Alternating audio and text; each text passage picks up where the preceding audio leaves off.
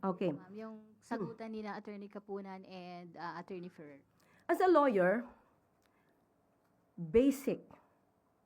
This is so basic. Misleading questions are not allowed, especially during cross-examination. Bakit?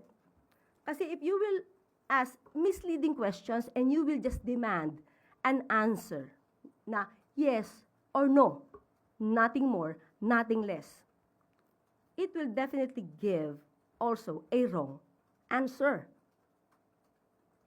So hindi, sanay na nga tayo sa fake news, pati ba naman sa hearing, magkakaroon pa ng fake news. So hindi po allowed ang misleading questions. Kasi para mong niloloko yung witness mo at pipilitin mong sumagot na oo o hindi. Ma'am, ibig sabihin ba, parte ito, naniniwala kayo, parte ng strategy nila?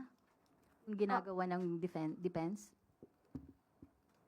Yung pagtatanong ng mga misleading questions? Ayoko mag-judge. Ayoko mag-judge sa style ng mga lawyers. So, respeto ko na lang sa kanila yon.